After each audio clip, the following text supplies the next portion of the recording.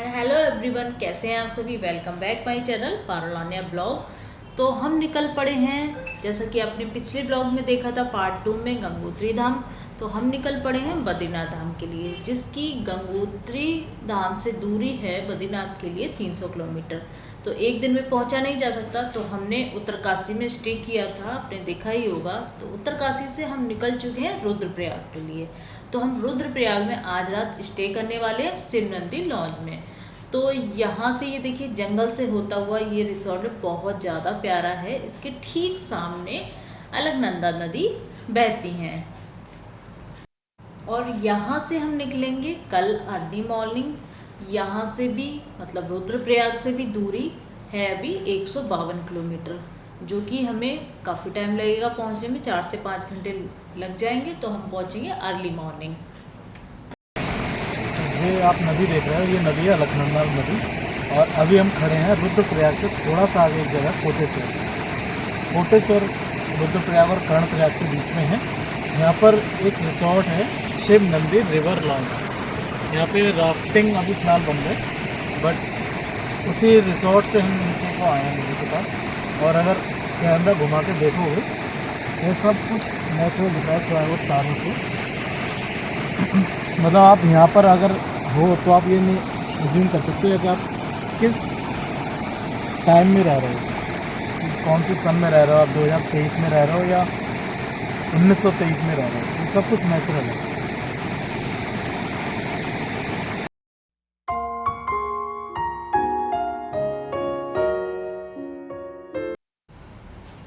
तो हम निकल चुके हैं कोटेश्वर से बद्रीनाथ धाम के लिए। बद्रीनाथ धाम के रास्तों में ही हमें माँ धारी देवी का मंदिर मिलेगा, तो हम वहाँ दर्शन करते हुए निकलेंगे आगे की रास्ता के लिए, जो कि कोटेश्वर से 31 किलोमीटर की दूरी पर है।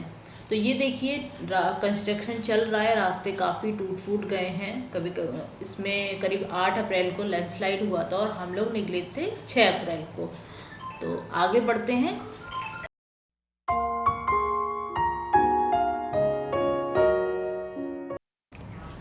तो हम आगे बढ़ चुके हैं और ये देखिए रास्ते में जगह जगह कंस्ट्रक्शन चल रहा था। कहीं ब्रिज बन रहा है, कहीं रोड बन रही है, क्योंकि आए दिन लैंडस्लाइड होते ही रहते हैं। तो उस सब की कि श्रद्धालुओं को कोई कठिनाई ना हो, तो काम भी कंटिन्यू चलता ही रहता है। और हम पहुंचने वाले हैं माँ धारी देवी मंदिर, बस 10 किलोमीटर रह गए हैं। और मौसम भी बहुत प्यारा हो गया है, और आप सबको भी कराते हैं माँ धारी देवी के दर्शन। जय माँ धारी देवी। तो ये देखिए बहुत ही शानदार व्यू है, और आप सभी दर्शन कर लीजिए और थोड़ी देर पंडित जी से बातें करते हैं, जानते हैं। और ये इसके ऊपर आपने देखा होगा छत नहीं है, ये देवी छत नहीं, इसको छत सूट नहीं करती है। अच्छा। ये खुले में रहती है, इसके ऊपर खुला है। ये माँ का मंदिर नीचे था। 16 जून 2013 को जो आपदा आई थी केदारनाथ से, उस टाइम को देवी को शिफ्ट किया गया। शाम के टाइम पे जब बाढ़ आ रही थी, बाढ़ में देवी को ऊपर क्रेन द्वारा ले आया गया, और उसी के 21 मीटर ऊपर माँ का मंदिर बन गया है। तो 9 साल वो अब बगल में आपने देखा वो टीन सेट है, तो 9 साल 7 महीने करीब माता वहाँ विराजमान थी।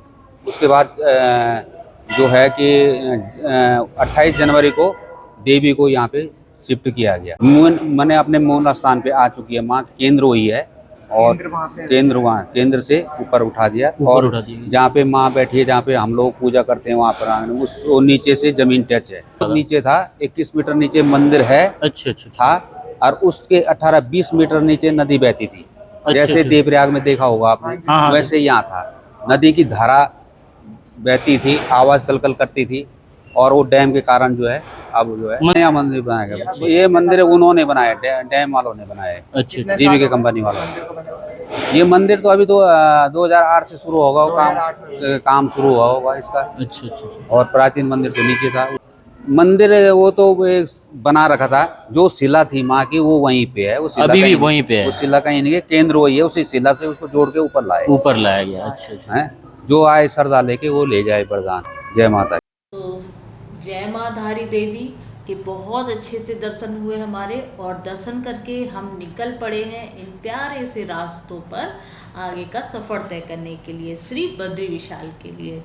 तो ये लंबा सफ़र हम कम करने के लिए एक पौराणिक कथा मैं आपको बताती हूँ, जितना मुझे पता है श्री बद्री विशाल के बारे में। तो चलिए शुरू करते हैं।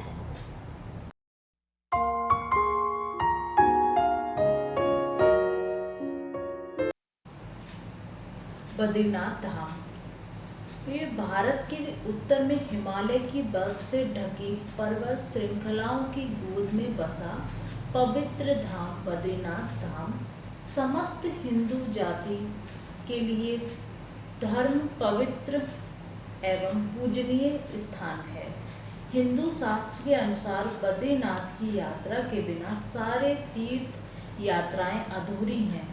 अब से कुछ समय पहले यहाँ यात्रा बहुत कठिन हुआ करती थी, लेकिन अब सड़क बन जाने के कारण यहाँ पहुँचने में सुविधा हो गई है। वाहन द्वारा भी आ सकते हैं, ट्रेन द्वारा, बस द्वारा, जैसे भी आना चाहते हैं आराम से सुविधापूर्वक आ सकते हैं।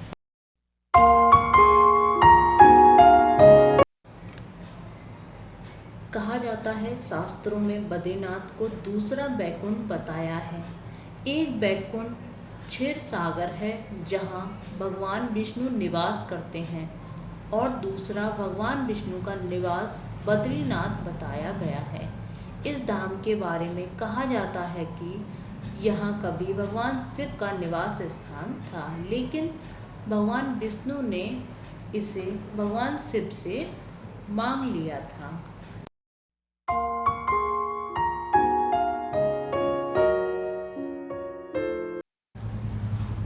धार्मिक ग्रंथों के अनुसार यह भी मान्यता है कि भगवान विष्णु के इस धाम के पास जंगली जामुन यानी बद्री बहुत मात्रा में पाए जाते थे। इसी बद्री के कारण इस धाम का नाम बद्रीनाथ पड़ा। बद्रीनाथ धाम के पीछे एक पौराणिक कथा है। कहा जाता है कि एक बार जब भगवान विष्णु तपस्या में लीन थे तो अचानक हिमपात होने लगा। तब माता लक्ष्मी ने बेर यानी बद्री के पेड़ का रूप धारण किया और उन्हें धूप, बारिश और बर्फ से बचाया। जब भगवान विष्णु ने अपनी आंखें खोली तो उन्होंने देखा कि देवी लक्ष्मी स्वयं बर्फ से ढकी हुई हैं। माँ लक्ष्मी की तपस्या से प्रसन्न होकर भगवान विष्णु ने कहा कि मैं तुम्हारे साथ इसी स्थान पर पूजा करूँगा।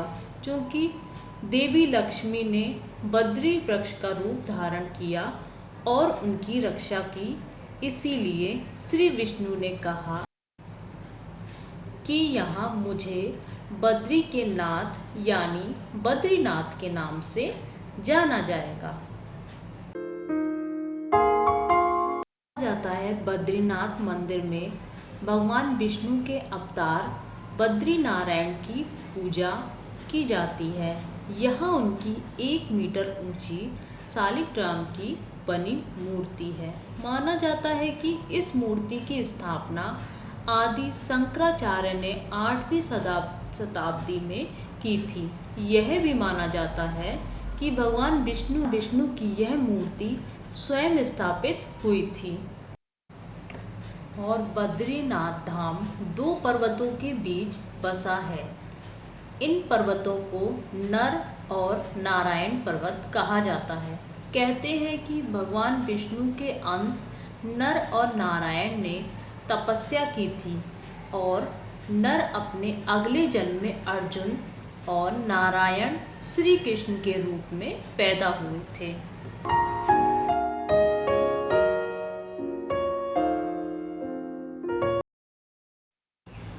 और जब बद्रीनाथ के कपाट खुलते हैं उस समय मंदिर में जलने वाले दीपक का विशेष महत्व होता है।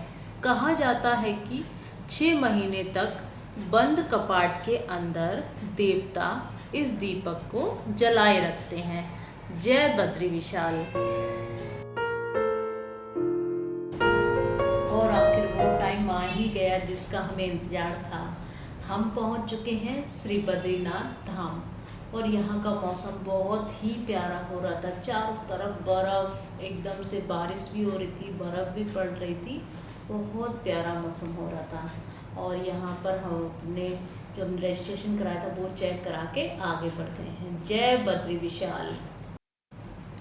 लेकिन लाइन काफ़ी लंबी लगी थी और बहुत ज़्यादा ठंडा हो रहा था। -6 था टेम्परेचर। और उसमें हम लोगों ने करीब 1.5 से 2 घंटे लाइन में खड़े रहे। हमने स्लीपर पहले ही निकाल दिए थे, बाकी लोग बाद में निकाल रहे थे। पैर एकदम सुन्न हो गए थे, लेकिन कोई बात नहीं, जहाँ चाहा है वहाँ रहा है।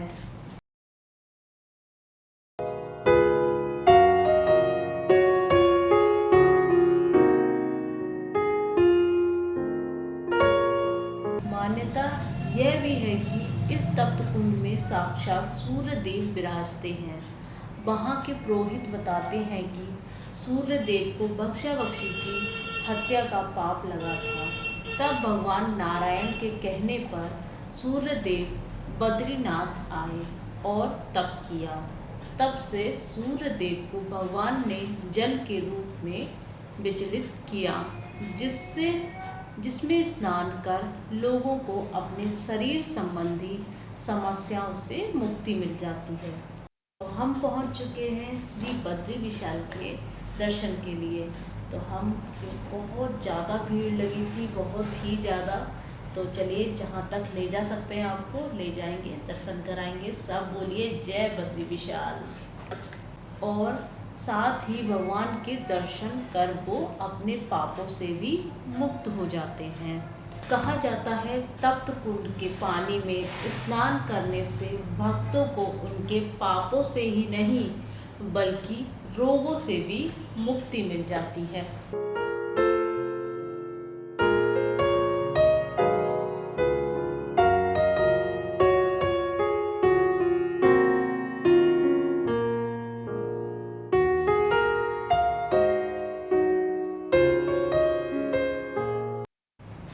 तो दर्शन हमारे बहुत अच्छे से हो गए हैं और हम निकलते हैं बाहर की ओर।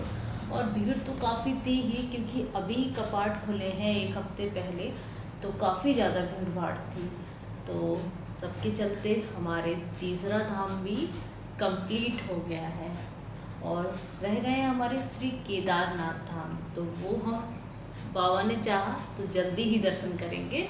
तो अब चलते हैं जो हमारा भारत का लास्ट गांव है माणा गांव, उसे भी एक्सप्लोर करते हुए। तो चलिए,